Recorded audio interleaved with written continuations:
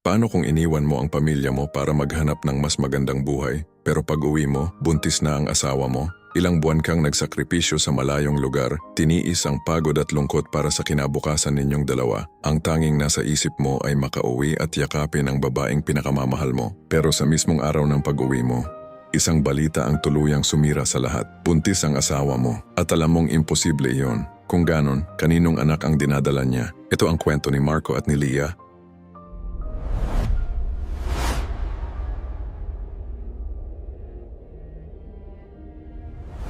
Masayang naninirahan sa Laguna ang mag-asawang si Marco at Leah. Iisa lamang ang pangarap nilang hindi pa natutupad, ang magkaroon ng anak. Dahil sa kakapusan sa buhay, napilitan siyang tanggapin ang isang trabahong maglalayo sa kanya ng ilang buwan. Hindi naging madali ang bawat araw na wala siya sa piling ng asawa, ngunit naniniwala siyang ang bawat sakripisyo ay may kapalit na mas magandang kinabukasan. Nang matapos ang kanyang kontrata, umuwi siyang puno ng pag-asa. Bitbit niya ang mga regalong matagal niyang pinag-ipunan at ang pangakong hindi na sila muling magkakahiwalay.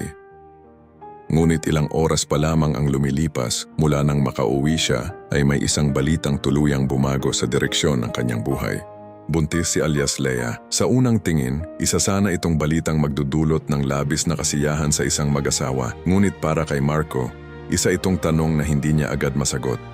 Habang binabalikan niya ang mga petsa at mga buwan na lumipas, napagtanto niyang may isang bagay na hindi nagtutugma. Sa halip na ipakita ang kanyang pagdududa, pinili niyang manahimik. Naging maingat siya sa bawat kilos at bawat salitang kanyang bibitawan. Habang lumilipas ang mga araw, nagsimula siyang mapansin ang maliliit na detalyeng dati ay hindi niya binibigyang pansin. Mga gabing tila may itinatago ang kanyang asawa, mga tawag na agad pinuputol, at mga lihim na unti-unting naglalantad ng katotohanang maaaring tuluyang sumira sa kanilang pamilya.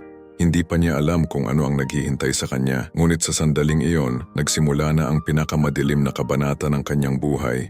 Sa mga sumunod na araw, pinili ni alias Marco na huwag ipahalata ang kanyang nararamdaman. Sa halip na magtanong, mas minabuti niyang obserbahan ang bawat kilos ng kanyang asawa. Umaasa siyang may paliwanag ang lahat at baka mali lamang ang kanyang iniisip. Ngunit habang tumatagal, mas dumarami ang mga bagay na mahirap ipagsawalang bahala. Napansin niyang madalas nang ilihim ni alias Leah ang kanyang cellphone. Dati-rati ay iniiwan lamang nito ang telepono kung saan-saan sa bahay, ngunit ngayon ay tila hindi na ito nawawala sa kanyang mga kamay. Kapag may pumapasok na notification, agad niya itong binabasa at saka mabilis na pinapatay ang screen. Hindi iyon sapat para bumuo ng isang akusasyon, ngunit sapat iyon upang magsimulang magtanong ang isip ni Marco. May mga pagkakataon ding umaalis si Leah nang walang malinaw na dahilan. Minsan ay sinasabing bibili lamang ng ilang gamit, ngunit inaabot ng mahigit 2 oras bago makabalik. Kapag tinatanong kung saan nanggaling, laging pareho ang sagot: matraffic, mahaba ang pila, o kaya ay may nakasalubong nakakilala. Unti-unting nabuo ang isang pattern. Lahat ng paliwanag ay tila tama, ngunit kapag pinagsama-sama, parang may bahagi ng kwento na sadyang nawawala. Isang hapon, habang nagwawalis si Marco sa harap ng kanilang bahay, nilapitan siya ng isa nilang kapitbahay. Karaniwang usapan lamang ang nagsimula, hanggang sa may nabanggit itong bagay na nagpabilis sa tibok ng kanyang puso. Ayon dito, ilang beses na raw may nakikitang isang lalaking humihinto sa tapat ng kanilang bahay habang nasa ibang bansa si Marco. Hindi naman ito nagtagal, ngunit sapat na ang ilang minutong pagbisita bago muling umalis. Wala nang ibang detalye, walang pangalan, walang mukha, ngunit sapat na ang impormasyong iyon upang magsimulang magduda si Marco na baka hindi lamang pagkakataon ang lahat ng kanyang napapansin. Mula sa araw na iyon, nagpasya siyang alamin ang buong katotohanan. Hindi na para maghinala,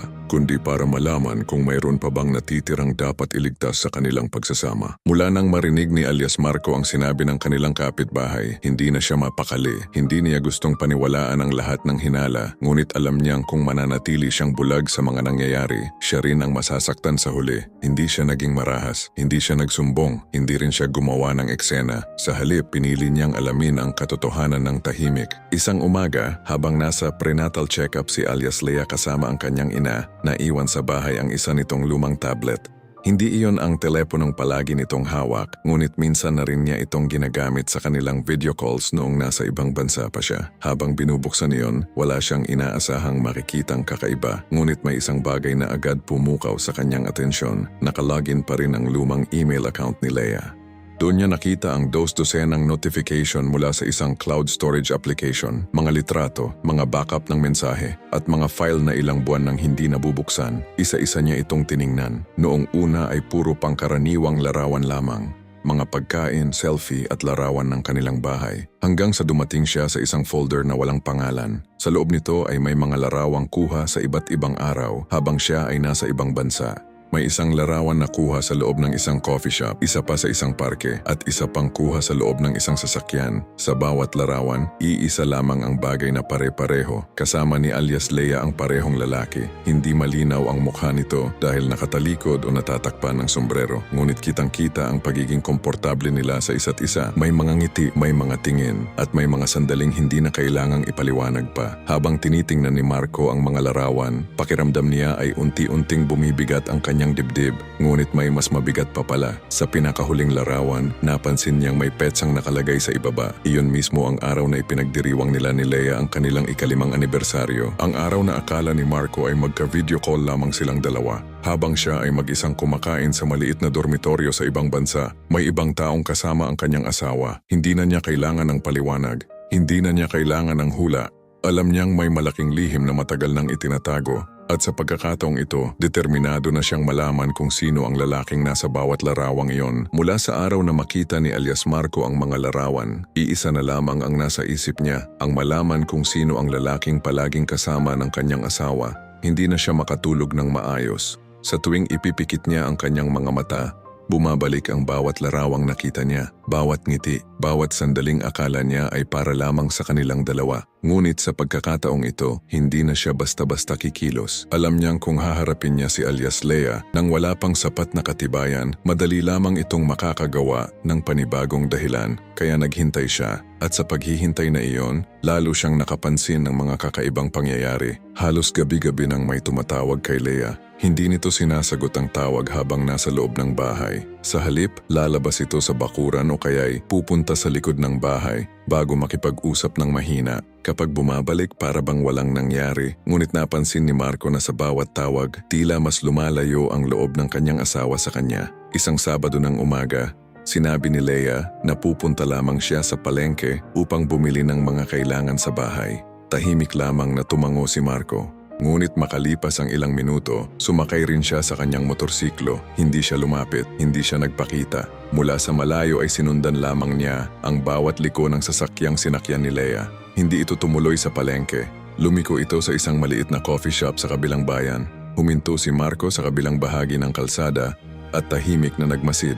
Ilang minuto ang lumipas bago dumating ang isang itim na SUV. May isang lalaking bumaba, matangkad, nakakap at tila sanay na sa lugar. Lumapit ito kay Leia na parang matagal na silang magkakilala. Nag-usap sila. Pagkatapos ay sabay na pumasok sa loob ng coffee shop. Halos isang oras silang hindi lumabas. Pakiramdam ni Marco ay bawat minutong lumilipas ay parang kutsilyong unti-unting bumabaon sa kanyang dibdib. Nang makalabas ang dalawa, napansin niyang may iniabot ang lalaki kay Leia. Isang makapal na puting sobre. Maingat itong itinago ni Leia sa loob ng kanyang bag bago sila naghiwalay ng landas. Hindi alam ni Marco kung ano ang laman ng sobreng iyon. Pera ba?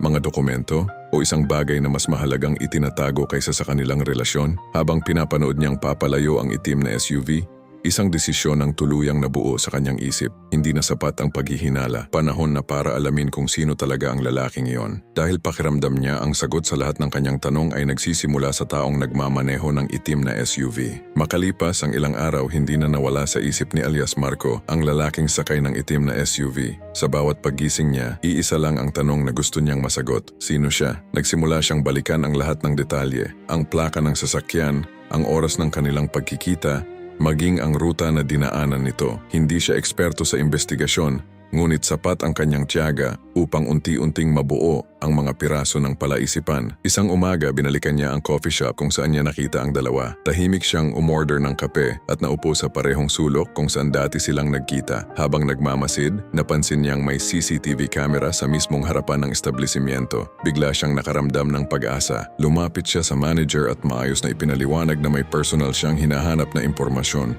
Ngunit magalang siyang tinanggihan. Ipinaliwanag ng manager na hindi sila maaaring maglabas ng CCTV footage ng walang legal na pahintulot.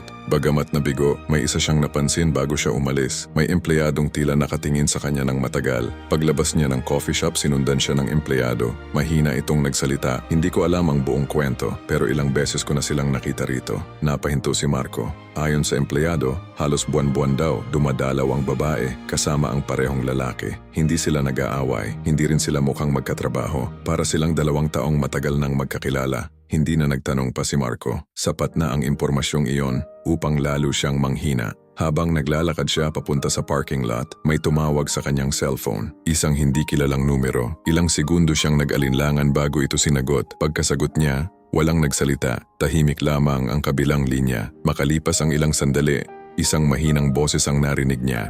Kung gusto mong malaman ang buong katotohanan, tigilan mo ang paghahanap habang may oras ka pa. Biglang naputol ang tawag. Nanigas si Marco. Hindi niya alam kung sino ang tumawag. Ngunit isang bagay ang malinaw. May ibang taong nakakaalam na nagsimula na siyang mag-imbestiga. At ibig sabihin noon, mas malaki ang lihim na kanyang kinakaharap kaysa sa una niyang inakala. Magdamag na hindi nakatulog si alias Marco matapos ang mahiwagang tawag. Sa unang pagkakataon, naisip niyang baka mas mabuti nang tigilan ang lahat. Ngunit sa tuwing maaalala niya ang mga larawan, ang mga lihim na pagkikita, at ang pagbubuntis ni alias Lea, alam niyang hindi na siya maaaring umatras. Makalipas ang ilang araw, isang sobre ang dumating sa kanilang bahay. Walang pangalan ang nagpadala. Sa loob nito ay may ilang litrato at isang maliit na flash drive. Nang buksan niya ang laman nito, nakita niya ang mga video ng mga pagkikita ni Lea at ng misteryosong lalaki. Walang maririnig na usapan, ngunit malinaw na matagal na silang magkakilala. Sa pinakahuling video, nakita niyang iniabot ng lalaki ang parehong puting sobre na nakita niya noon sa coffee shop. Kasunod nito ay may isang dokumentong nakascan. Isa itong resulta ng DNA test. Hindi iyon para sa sanggol, kundi para sa lalaki sa video. Napatigil si Marco habang binabasa ang nakasulat. Ang lalaking matagal niyang pinaghihinala ay hindi pala simpleng kabit, siya ang tunay na ama ni Lea. Ilang dekada na ang nakalipas nang iwanan nito ang pamilya at hindi na muling nagpakita. Kamakailan lamang sila nagkita matapos magsimula si Lea na hanapin ang kanyang pinagmulan. Ang mga lihim na pagkikita ay hindi pala tungkol sa isang lihim na relasyon. Ito ay tungkol sa isang anak na gustong makilala ang ama niyang matagal nang nawala. Ang perang nasa sobre ay tulong para sa pagpapagamot ng ina ni Lea at sa nalalapit nilang panganganak. Napaupo si Marco. Lahat ng kanyang hinala ay nabuo mula sa mga piraso ng impormasyong hindi niya lubos na naunawaan. Ngunit nanatili pa rin ang isang tanong.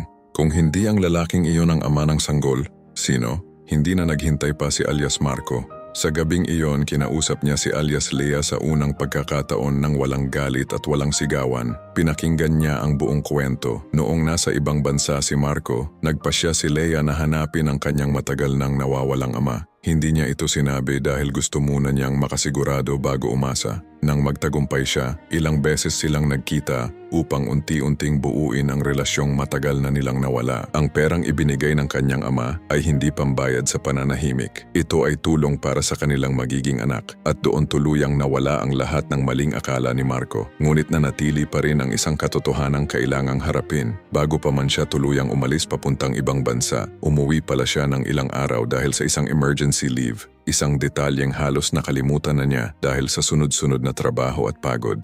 Sa tulong ng doktor at ng eksaktong tala ng pagbubuntis, napatunayang tugma ang panahon ng paglilihi sa maikling pag-uwi niyang iyon. Siya ang ama ng bata, hindi ang lalaking matagal niyang pinaghinalaan. Napaluha si Marco. Napagtanto niyang kung hinayaan niyang manaigang galit kaysa katotohanan, maaring nawasak niya ang sarili niyang pamilya dahil lamang sa mga hinalang hindi niya muna sinubukang unawain.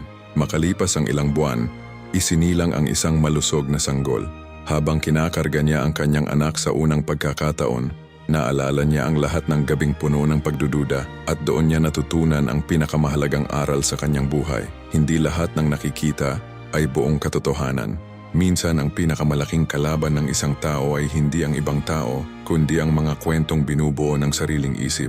Doon nagtapos ang isang kabanatang puno ng takot, pagdududa at maling akala. At doon din nagsimula ang pagkakataong buuin muli ang isang pamilyang muntik ng tuluyang masira